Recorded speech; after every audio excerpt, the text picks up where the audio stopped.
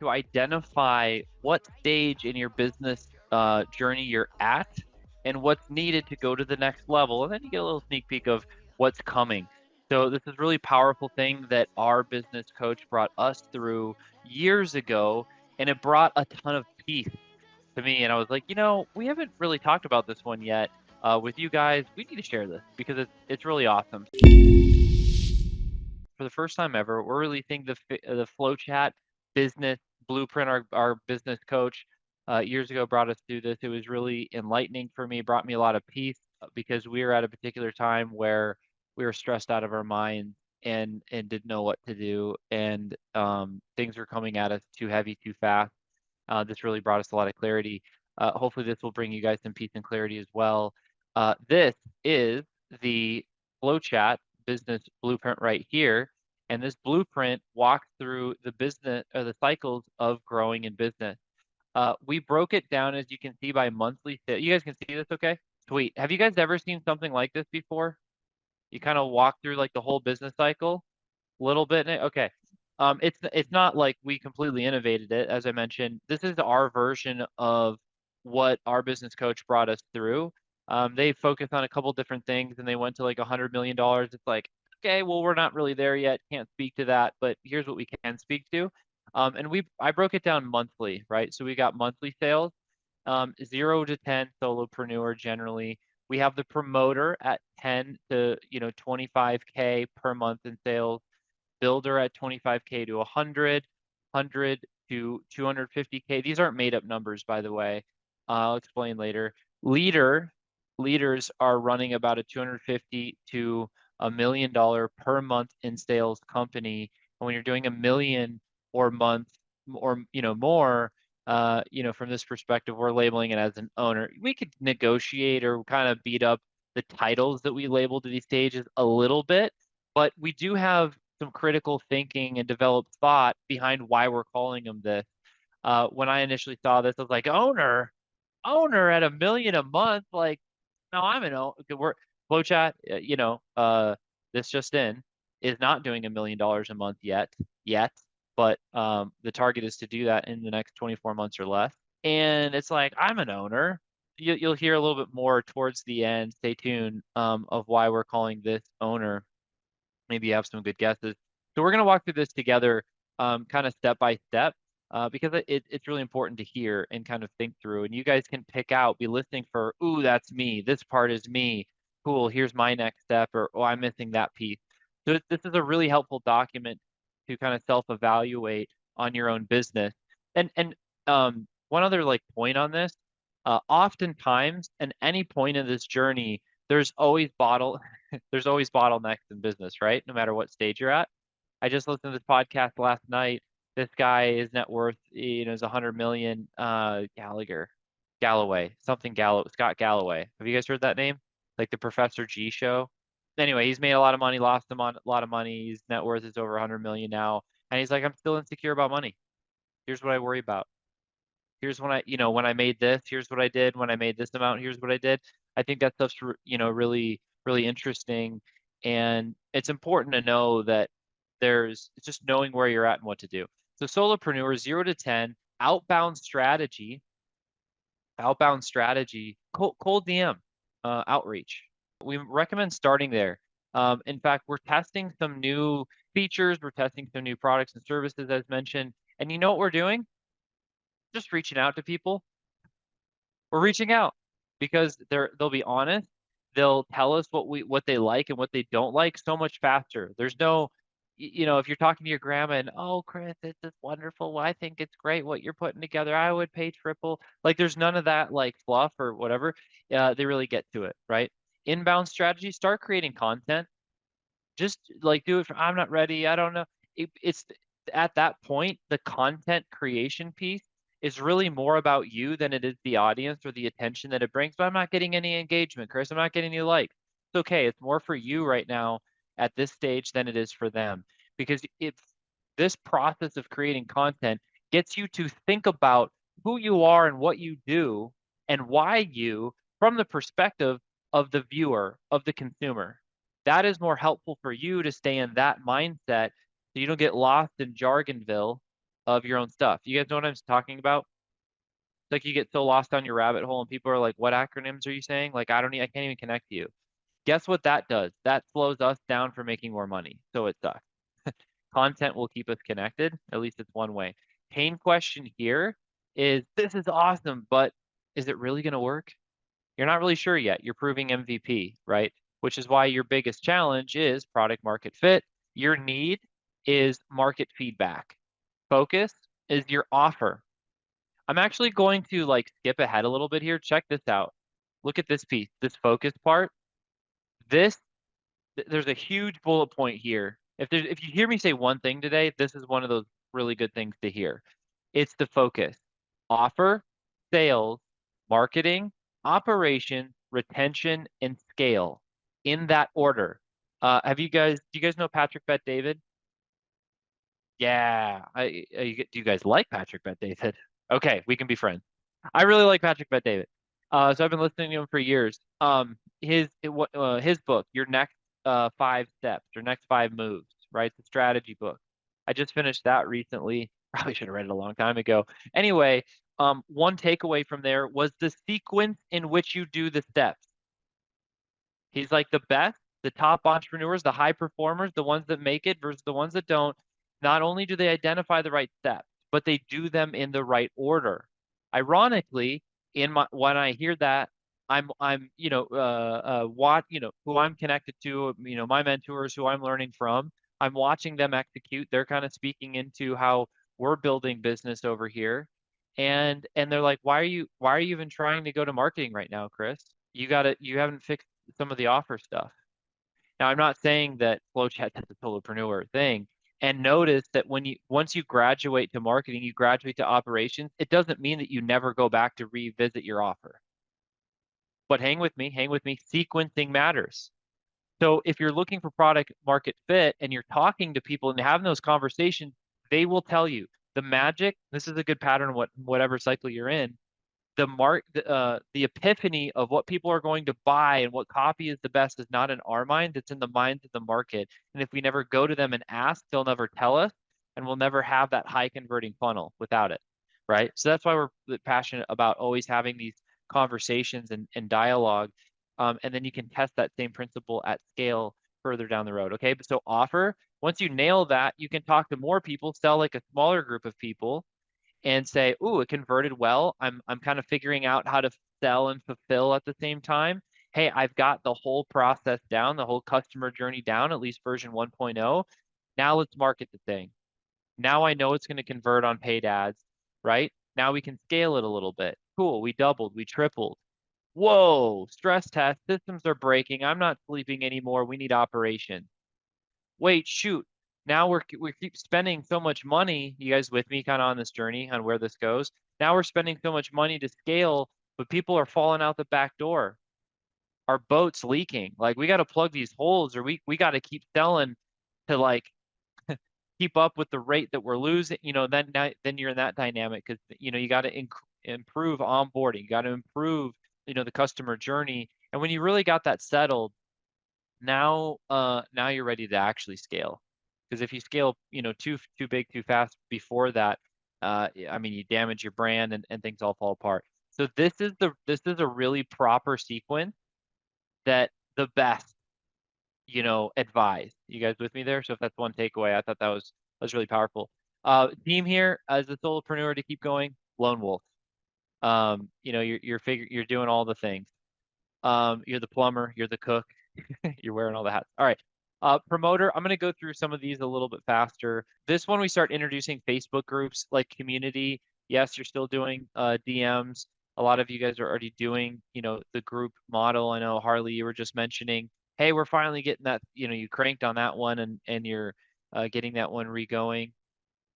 Doing JVs with admin owners, that's more one to many is really powerful. Get booked to speak on your first 3 podcasts at this stage. Inbound strategies, you're starting to increase the amount of content you do, go to like 3 to 7 times, and then post 30% of content with keyword call to action. Now that you're doing enough content, like if you do content, you're always like selling, buy my thing. Have you heard about my webinar? You should buy this. It's like, you're annoying. I don't want to watch your content. But when you're producing enough to where you can have a call to action representing only 30% or less of your content, there you go. Like now you're in the sweet spot, and this is in the promoter stage. Your pain question is this. This is exciting, but will I always feel this exhausted and pulled in every direction? Sometimes when you're in pain, you feel like it's always going to be that season, but all seasons come and go. Your biggest challenge is juggling selling new clients and fulfilling at the same time. Your need is 70% of your time needs to be focused on revenue generating activity. But I got to sort the files and I got to click all the buttons and build all this. You need to keep selling or nothing's going to work. So making sure that 70% of your time is there and then the rest. And if you like fun story, like in the genesis of FlowChat, both Sean and I did over 1,000 one-on-one calls, like Zoom calls, in the first 7 months. We averaged over 7 calls a day, 5 days a week for just over 7 months. We continue to take calls after that, but guess what? 7 out of the 10 to 14 calls a day that we were taking were sales related. So we're just holding roughly to that 70% revenue generating activity amount. Focus is sales. Your team, part-time contractors. You're figuring out how to sell, how to fulfill at the same time. You start getting a little bit of help typically at this stage. The builder stage is the fun stage. 25K to 100K per month. 25K to 100K per month. All right. So you'll see some of the inbound and the outbound strategies are similar, right? Where you're starting to guest on podcasts and get some attention now. Whoa, you actually got a thing. Doing email swaps. Has anyone done email swaps? No, we did another training. Go back in our vault. We did a really simple training on doing email swaps. These are so easy. They're free, by the way, and they allow you to immediately double your audience. What do I mean? If your list is 1,000 people, if your list is 5,000 people, your list is 10,000 people, you find other people with a similar sized list, and you send one email for them, they send one email for you. Whoa, we got a really good open rate. We got a really good click-through rate. Let's do another campaign a month from now, but let's send 2 or 3 emails, right? If you're doing this email swap, one-off emails being sent, you can test, right? If you like spam your list, with one campaign, 5 emails in a week, like they're going to be annoyed, it just like it's not good, right? But if you're only sending one and you do like one a week or, you could really, some people do it like every day and, that's a whole different list. Like that's not what I would recommend. But if you do it, say 1 to 4 times a month, and you just do one email and you position it as a value prop. Hey, I found this person. They're really good at this. If you're looking for that too, just recommend this person. There's no pitch. They get the free lead magnet. You do that type of email swap. You immediately get access to double the amount of audience that you've built. Oh, but what if you have a 10,000 list and they have a 50,000 list? Okay, cool. Here's what we'll do. Just only email 10,000 of your people and I'll email my 10,000. Hey, if you have 10,000, you find someone with a list of 2,000, not a fair trade. Hey, you know what? I'll email 2,000 of my people. You email all your people. Just keep it fair. Problem solved. So find these other lists. This can be a really free, great way to connect at scale. I mean, really, you don't have to wait to the builder stage to do it, but generally, you need to have some type of momentum, some type of proof of product, and some lists already to start, talking with people and swapping, and introducing paid ads. At this point, you've had a lot of calls, you've taken care of some people, you're getting some results, you know what people are what's going to convert. You can put that in copy and put the money behind it. Your biggest challenge, your pain question at this point is, how do I hire the right people? I've hired some people. Who's here hired wrong people? Man, are there words to describe that experience? I like the word better when you go through all that situation and you build that skill and then you're able to find awesome, you know, people like Diana, like Raj, like Harley, that you change the lives of the entrepreneur Jenner and Kristen, like, it's so cool to build cool things with cool people. That's what your biggest challenge, hiring, systematizing lead gen and onboarding, creating SOPs is what you need to do because no one can do it like me. Actually, somebody that's using 100% of their time versus your maybe 20% of the time will still outwork you and still outperform you. So there's the freaking myth buster if you haven't had it busted yet. And it will bring you to a land of joy and much more happiness. Anyway, you're creating SOPs and you're starting to market this point so you can grow things, feed the team, and continue building the company. Your team looks like part-time contractors, but now you're getting your first team member or first team members. All right, let's head to operator. Almost done here. Are you guys enjoying this so far? It's kind of helpful to talk through, look through. All right, cool. Operator, 100K, let's six-figure club. Let's go. This is a fun one to get to some extent. Okay. You'll see what I mean. 100K to 250K per month in sales. Yes, Facebook group. Yes, Facebook group. All the same thing. Podcast. But DM strategic collaborative influencers. You can really start doing some of those like really bigger JV deals at this point, and you can do DM get on stages, live and virtual. More speaking helps with scale. And let's see, continue posting content 3 to 7. Yeah, so your content schedule, this could probably even increase a little bit at this stage, but email swaps and then speaking. So you've really scaled things. You really got some momentum. You're starting to have some team in place that's going to give you a little bit more time to actually put yourself out there more in the world. Your biggest pain question is, how do I best support my team so they can win? We got to set up what winning looks like for customers. Yes, we got to set up what winning looks like for our team and team members. Need better tracking to know where to best spend my time. KPIs, what we track is what we focus on. What we focus on grows. And unfortunately, at this stage, everything's broken. Hence an operator. Everything's broken. It doesn't mean that it doesn't work. It means that it kind of works, but everything's broken. And so, what do you fix? You need to fix the most important thing. How do you know? Well, you don't know unless you don't know your numbers and what you're going to get the most leverage for your time. Your time at this stage is not about you. Your time is a company asset. And if you mismanage that, you're hurting the company. And you gotta level up to even know how to figure that out outside of just knowing it. So now you're not building SOPs, the team is building SOPs and running those systems, and that's building operations at the operator stage. You're now starting to see it in a team level managers. You have part-time, maybe part-time still at this point, a couple things, but definitely full-time and managers that are helping support those team members. All right, two more. Leader here, 250K to $1 million a month. Similar inbound, outbound strategies. In terms of the speaking element here, book launch is something to introduce at the leader stage. You're a thought leader. You're a leading team. You're leading in a market. You got something to share. You got something to say. Book launch can make sense at this point.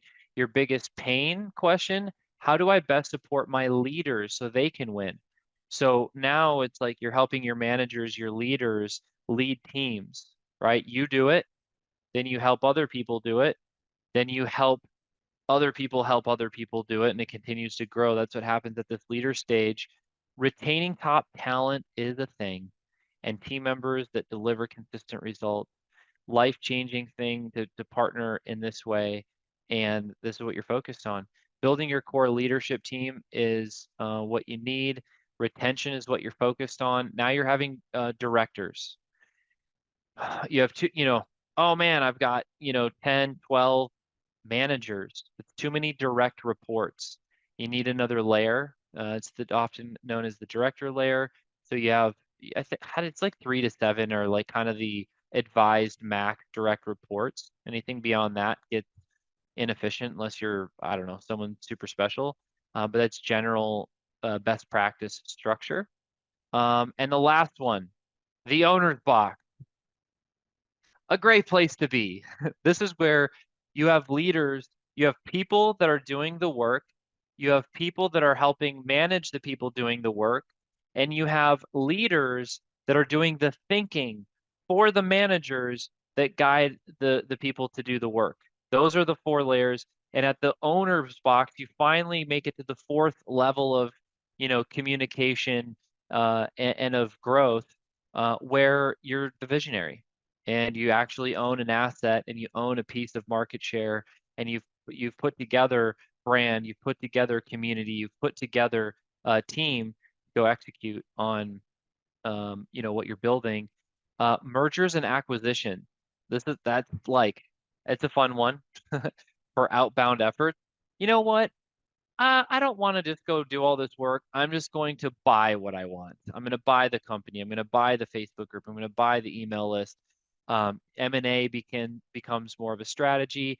You start hosting live events, funnel hacking live, traffic and conversion, these different or WealthCon or whatever event you can start being the host of these type of events. Obviously, that's happened earlier in these stages, but generally about that time, you'll see that strategy start to take place. How do I track the best talent and attain more market share is what you're thinking about. Strengthening brand and culture is your biggest challenge. Leadership, team building, and running departments is where your focus is going. And then you're looking at scaling, and you're starting to either have or consider having executives. Instead of being the CEO, you're hiring CEOs, you're hiring CFOs, CMOs, etc., to put in place for the company. And that is the FlowChat business blueprint. Where this becomes useful, we'll have a I'll get it and I'll post it hopefully before end of today, where it looks a little more branded and pretty. But why is this useful? I look at this at least 1 to 2 times a year, and I'm like, where am I? And sometimes I'm like, okay, well, we're in the operator phase. Okay, cool. So here's what I'm focused on. Oh yeah, our SOPs, Hannah's like building SOPs. Let me review those with her. What does our onboarding process look like? Let's revisit the customer journey. It gives us some good focus, right? Oh, our metrics are a little off. In fact, ironically, in the operator stage, need better tracking to know where the best spend of my time. We were just re-looking at our metrics earlier this week in our team leadership huddle, and we're like, oh, we got to tighten this up again. So this can be a really helpful reminder, save you a lot of sleepless nights. Yeah, there you go.